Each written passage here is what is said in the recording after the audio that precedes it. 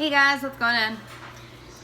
Sex, Lies and Alibis was the name of this episode. And by the way, thank you to the 2,475 people that commented that we know Can you Claire Hotchkiss. Can you Hold turn on. the TV down? Yeah. Sorry. Thank you to the 2,745 people that commented that we know Claire Hotchkiss from Gossip Girl. Unfortunately, we do not. We knew her as Cotton Weary's girlfriend from Scream 3. This is true. Yeah, everyone was like, "Oh, she's from Gossip Girl." Blah blah blah. I was like, I've never seen Gossip Girl in my Neither life. have I. Actually, I did. I saw a few episodes. Yeah. So But I mean, I wouldn't know her from there. we know her from Scream. That's where we knew her from. Yeah. That's where we Yeah. knew her from. So- from. An interesting theory that has come up from several different people. Commentary, Instagram, different things, have suggested the possibility of Mona being like in Allison's head. A figment Like a figment of her imagination, some kind of split personality, whatever the case may be. So, Which, let's discuss. Because as of this point right now, is a possibility because we have yet to see her interact with anybody on this show except for Allison. and what the fuck was with the E equals MC squared bullshit that she was writing all over her room? It's like, the same thing. Like, it's like the pie references, all this stuff. And Right. it's like, I'm trying to think back, which, again, Gianna and I were talking about this in the car. All right. Let me adjust myself here because, because I need to adjust myself to be able to tell you what's going on, okay? Okay, so let's talk about this really quick. So we have a lot of people obviously send us theories on a daily basis, which is great, fine, keep them coming. But we kind of want to discuss the fact that the theories that you guys are coming up with are awesome, but keep in mind that while this is a Pretty Little Liars show, Don't delve into the plot holes from Pretty Little Liars. Because here's what I'm saying. Do I think that there's going to be connections?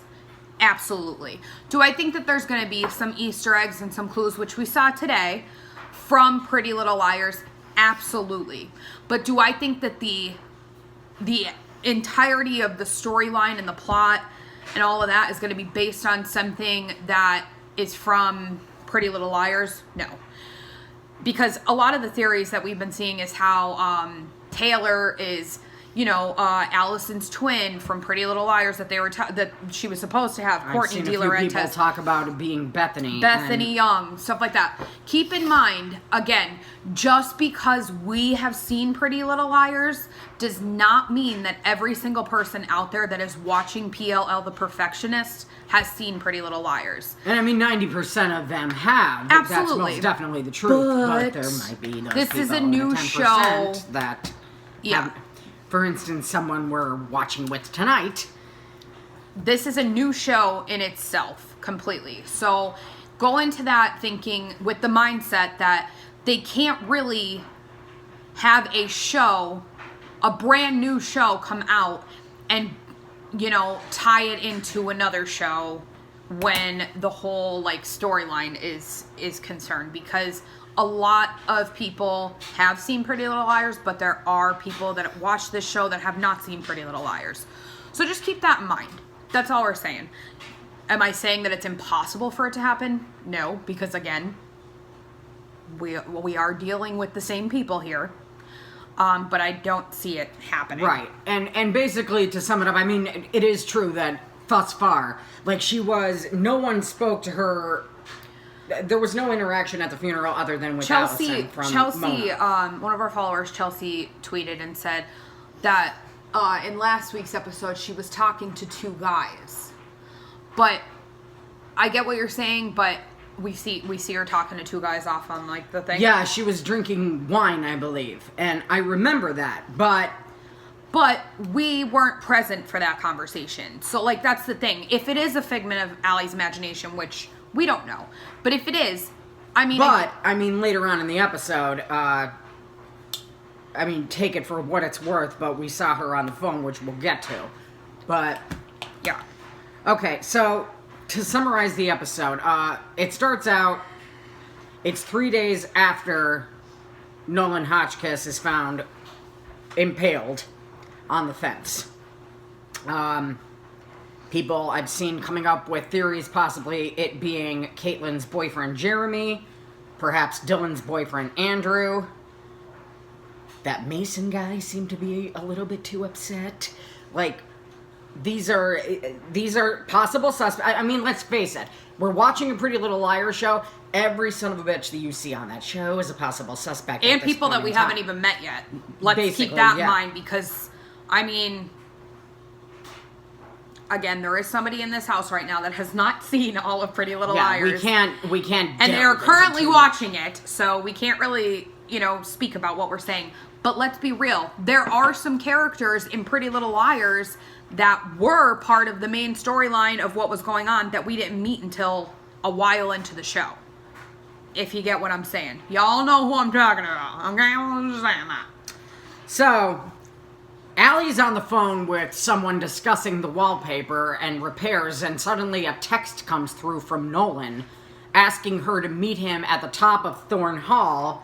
I need your help, is what the text says. Is it possible that that text was sent prior to his death because of that whole beacon guard security being down at the time? No. Is it possible that it came from someone else entirely? Yeah, I think that, they had a... I'm going to put this in quotation marks because, let's be real, it's not very reasonable. But they had a reasonable explanation for why the text did not go through in time. Because, again, you don't get a text 3 days later. But I think that she got the text message from the person who actually did push him. Which so, I don't also think believe. yeah. Which, of course, we come to find Dylan and Caitlin sharing a coffee, and it comes across the screen, which, by the way, that was the worst picture that they could have blasted up on the TV of that man, where it says that it was ruled that it was a murder and not a suicide. That guy is a good-looking dude. Why would you put that picture of him going? That was just ridiculous, in my opinion. But we cut to Allison going to visit Mona, and now we see all these, geometric physics type shit that she's writing all over the wall. I mean, layer. I mean, you watched it. It was all over the wall. I just what the fuck? I don't understand what that meant. What did she say? You're trying to figure it out. But later on in the episode, Marlo pointed out she's looking around as if she never saw that stuff before. Like, it was new to her walking into the room, and then she gets on the phone. Like, she's looking around like who could have possibly done this? Yeah. Well, but the thing is, though, what I'm saying is I'm going to stand up for a second here. How did she word it? You're using, your algorithm to...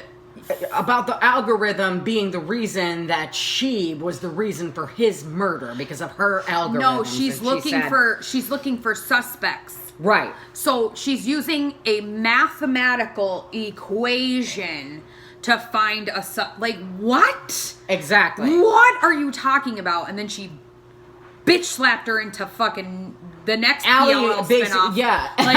Allie blasted the bullshit out of her because immediately she was like, blast. Oh, you brought pie!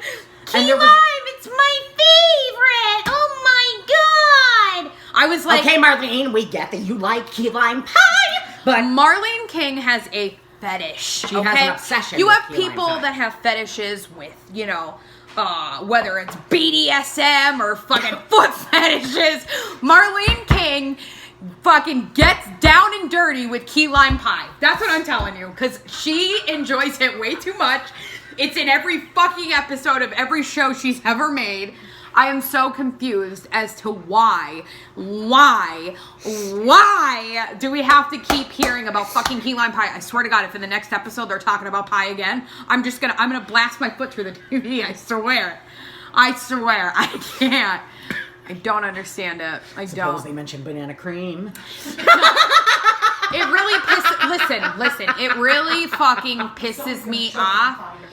Well, no, it really pisses me off because looking back on all of those the pie references, yeah, I know, and the birds, well, and the butterscotch 14 at the beginning of last week's episode, which is pie. All of those clues meant absolutely nothing in PLL, so I'm gonna drive myself fucking absolutely insane trying to ignore this information. So, now we cut to the funeral. And everybody's blasting in, sitting down. It is literally the fucking Allison's funeral. The to a phones fucking all T. go off at the same time. It turns out to be Allison texting everybody. I literally turned and looked at Gianna. I was like, I literally just got PTSD. Well, the two of us at the same time. Are you fucking kidding me? We were like, as soon as those phones went off, I literally was like, no, not again. I was about to shut the TV off and never look fucking back ever again. I was like, oh no. And then it was Allison texting, which, if you're thinking about it, could be. Bear with me here. I'm listening. If she really is the one with the split personality, if she really is the person that pushed Nolan off the tower, then she sends a text message to all these three. It's like paying homage to PLL, being like, okay, she's actually the person. Do you know what I mean? Like, yeah. Even though she sent it as Mrs. De Laurentiis, whatever, like, if you need anything, let me know. Which, kind of creepy. You don't text your students inappropriately. Have we learned nothing from fucking Ezra? Okay. Anyway, it could be like kind of a foreshadowing of what's to come from Allison. Because and the end of the episode also showed us. To me, it was very suspect that the whole entire setup of the funeral was exactly the same to the T. The mom even saying, here, you sit up front. That's what he would have wanted. Allison's mom said that to the girls. Yeah, we basically were like, where's Wilden? Yeah, where's Wilden? The detective showing up at the end. Like, it was just like, it was fucking PLL's Allison's funeral to the T. So when the girls got the text message from A at the funeral, it could be that when they got the text message from Allison, it was in fact the bad person. Do you know what I mean? Yeah. That's what I'm saying. So, then we come to meet, I don't remember if he was in last week's episode, if he was, whatever, just shoot me now. But Mason comes into the funeral and... I didn't see him in last week. I didn't see him in last week's episode, but apparently he and Nolan were close at one time. They drifted apart according to Nolan's mother, but he seemed just a little bit too sad. Even Dylan remarked, was it me or was he too sad? Speaking of Dylan,